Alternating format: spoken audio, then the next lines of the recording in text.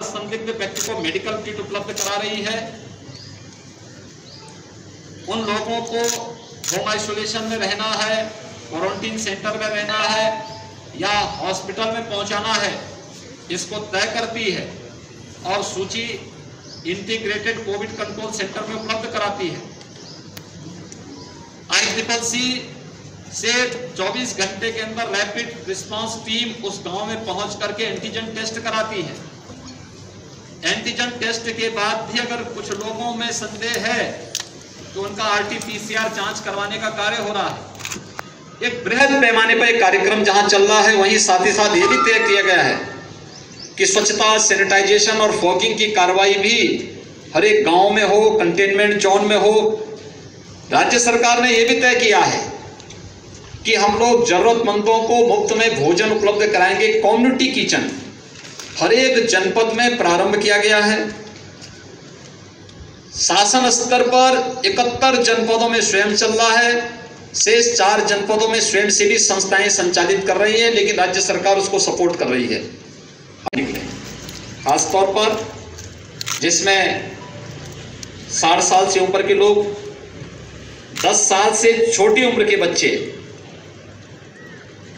गर्भवती महिलाएं, कम इम्यूनिटी के लोग, कमजोर इम्यूनिटी के लोग और एक से अधिक बीमारी से ग्रसित कोई भी व्यक्ति ये घर के बाहर न निकले, घर में भी मास्क धारण करें।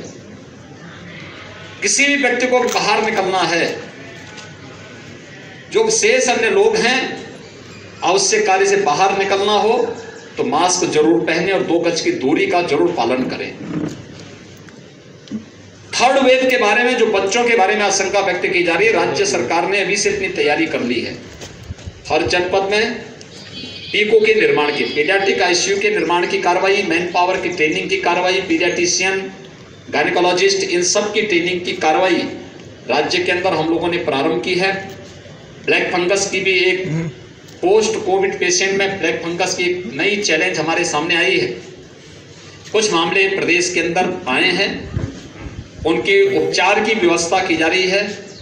एक एडवाइजरी पूरे प्रदेश के अंदर जारी की गई है कि ब्लैक फंगस के अलावा पोस्ट कोविड कोई भी ऐसी समस्या देखने को मिलती किसी पेशेंट में, तो उनके लिए एक अलग वार्ड बना करके उनके मुफ्त में उपचार की व्यवस्था प्रत्येक जनपद में प्रारंभ की जाए, जिससे हर एक व्यक्ति की जान हमारे लिए महत्वपूर्ण है, उसको बचाया जा सके और हर एक व्यक्ति को के जीवन को बचा करके हम लोग उसकी ऊर्जा का उपयोग समाज के लिए और राष्ट्र के लिए कर सकें। आप सबसे भी मेरी अपील है, राज्य सरकार ने अपने स्तर पर जो कार्रवाई की है, केंद्र सरकार जो कार्रवाई कर रही है, खासतौर पर केंद्र सरकार ने हर एक गरीब को 5 किलो यूनिट यानी पर यूनिट 5 किलो खाद्यान्न उपलब्ध करवाने की कार्रवाई शुरू की है। प्रदेश के अंदर 20 मई से खाद्यान्न वितरण होगा।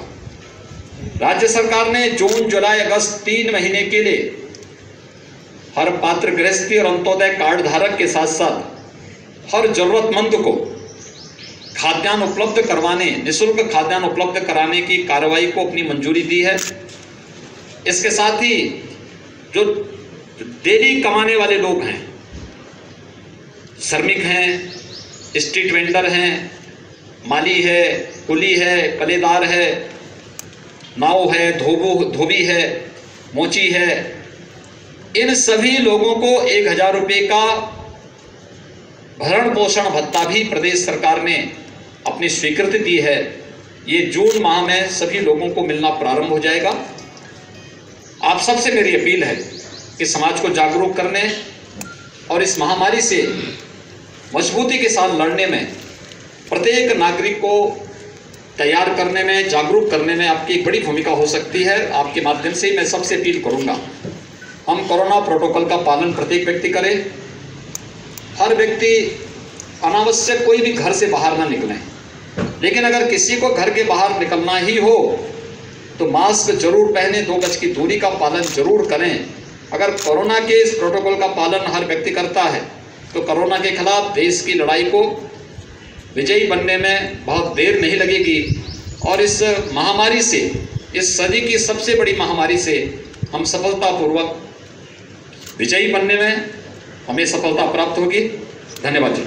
माननीय मुख्यमंत्री जी, माननीय मुख्यमंत्री 3,10,000 थे, वह अब प्रदेश में केवल 1,49,000 मात्र रह गए हैं। यानी 1,61,000 लोग रिकवर होकर के घर जा चुके हैं, उनकी स्वस्थ होकर के घर जा चुके हैं। मात्र पिछले 16 दिन का प्रदेश के अंदर का परिणाम है, रिजल्ट है।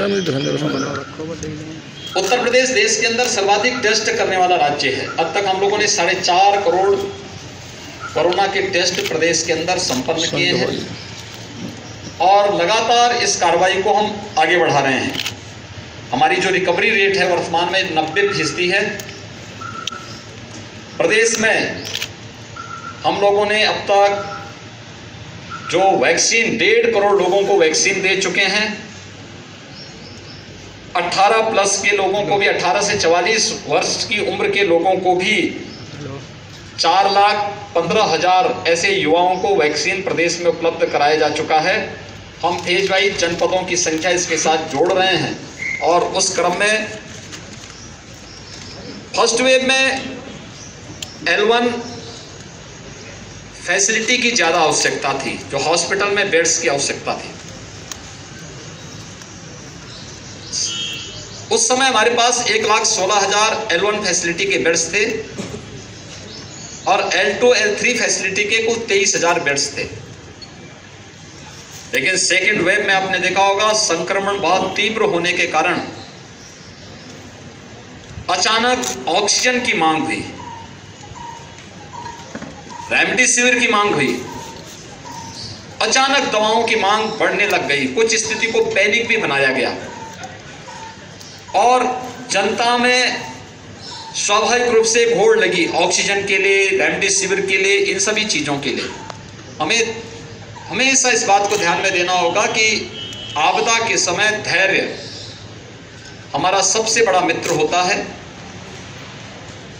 लेकिन कुछ लोगों ने जानबूझ करके, जब जनता के संबल को बनाना चाहिए था, मनोबल को बढ़ाना चाहिए था, जब अपने हेल्थ वर्कर्स के मनोबल को बढ़ाने की आवश्यकता थी, उस समय उनके मनोबल को गिराने, भय का वातावरण पैदा करने का कुछ लोगों ने शरारतपूर्ण चेष्टा भी की और उसका परिणाम है एक स्थिति पैनिक हुई और उसके कारण हर व्यक्ति ऑक्सीजन के लिए दौड़ पड़ा, हर एक व्यक्ति रेमडेसिविर के लिए दौड़ पड़ा और एक प्रकार की एक समय तो सिचुएशन ऐसी थी कि जैसे अव्यवस्था की सी स्थिति पैदा होगी।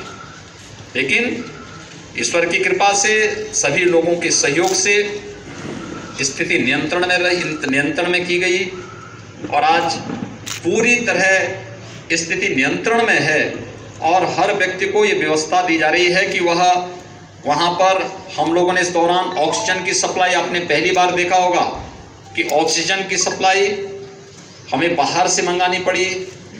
भारत सरकार ने ऑक्सीजन एक्सप्रेस चलवाई, वायुसेना के विमानों का इस्तेमाल ऑक्सीजन के टैंकर को लाने ले जाने में इस्तेमाल किया गया और ये लगातार चला है। फर्स्ट वेव में हमारी प्रदेश की कुल आवश्यकता ऑक्सीजन की जो होती थी वो 300 मीट्रिक टन की हो जाती थी, लेकिन सेकेंड वेव में यह बढ़ करके 1,000 मीट्रिक टन तक पहुंच गई। हम लोगों ने लगातार इस कार्रवाई को आगे बढ़ाया है, लेकिन साथ साथ हर जनपद ऑक्सीजन में आत्मनिर्भर हो सके, इसके लिए भी आदरणीय प्रधानमंत्री जी के मार्गदर्शन में एक कार्रवाई प्रारंभ हुई और अब प्रदेश के अंदर हम लोग इस समय 300 से अधिक ऑक्सीजन प्लांट लगाने की कार्रवाई को आगे बढ़ा चुके हैं। मुझे ये कहते हुए प्रसन्नता है कि आपके मुजफ्फरनगर में भी 6 ऐसे प्लांट लगने जा रहे हैं जो यहाँ पर 4 पहले से थे, उनकी क्षमता कम थी, 6 नए प्रस्तावित किए गए हैं जिनको हम यहाँ पर लगाने जा रहे हैं। हम लोगों ने वर्तमान में जो एक आशंका व्यक्त की जा रही है कि गाँवों में इन्फेक्शन बहुत ज़्यादा फैल चुका है, राज्य सरकार उसके प्रति पूरी सतर्क है। 5 मई से ही हमारी गांव-गांव में घर-घर सर्वे का काम चल रहा है। हमारी निगरानी समिति स्क्रीनिंग का काम करती है स्क्रीनिंग के बाद लक्षण युक्त